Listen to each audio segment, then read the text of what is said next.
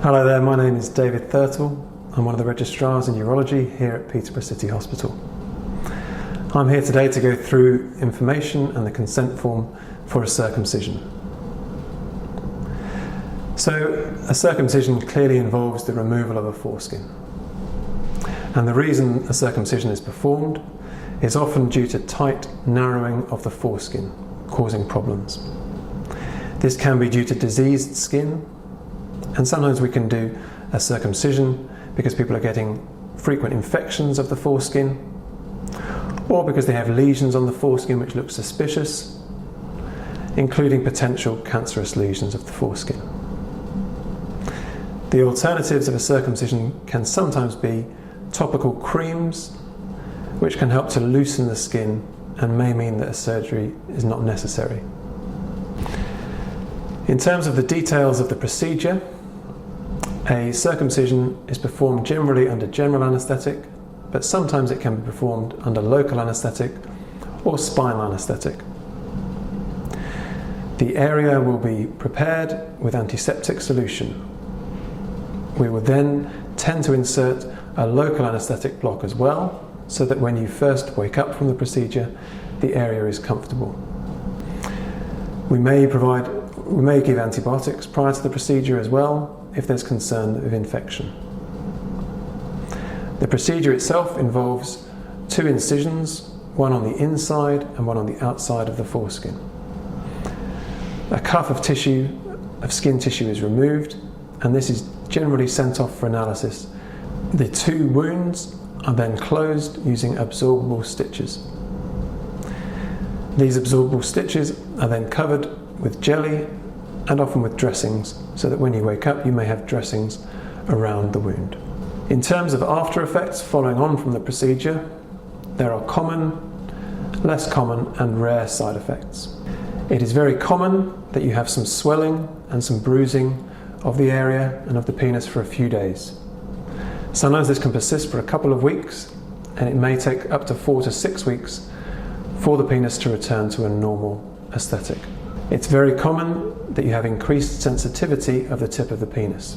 This may make it uncomfortable to wear some clothing, but usually settles over the course of a few weeks. It's also quite common that you have permanently altered sensation to the tip of the penis. Less commonly, you can have an infection of the wound.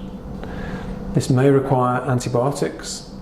Less commonly still, you can have an infection which may require a further operation to clear the infection and to remove any abscess formation, but this is very unusual. You can have dissatisfaction with the cosmetic result. A circumcision is a functional procedure to enable good erections and to remove symptoms of a tight foreskin. It is not a cosmetic procedure. Very uncommonly, you can have excess skin that requires a further procedure, and uncommonly you can have complications from the anaesthetic itself. You will of course have a scar after the procedure. Occasionally this can heal poorly or be very thickened and cause symptoms in its own right. Finally, when we remove the foreskin, we are often able to have a much better view of the tip of the penis and the water pipe. Sometimes we may come across things that have not been seen before, and therefore it may be necessary for you to have a biopsy of this area whilst under anaesthetic. Occasionally the entrance to the water pipe is very narrow as well, and occasionally we would stretch this as part of the procedure. These would be performed if it was felt to be necessary, even if we had not discussed them in detail beforehand. After the procedure, the vast majority of patients will go home on the same day. It is sensible to avoid driving, and you should be supervised for 24 hours following on from a general anaesthetic. When you get home, you can expect some discomfort from around the surgical site and some bruising and swelling. As I've said, the area will feel very sensitive and tender, and this may take a number of weeks to settle. The stitches themselves are self-absorbable and will tend to fall off or disappear within a couple of weeks. Occasionally they persist for longer and require removal, but this is unusual.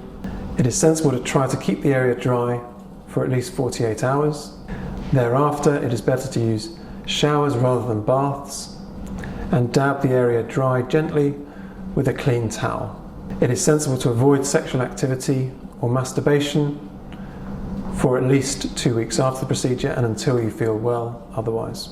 After the procedure, the surgeon or one of the clinical team may come and explain to you what has happened as part of the procedure and give you further advice.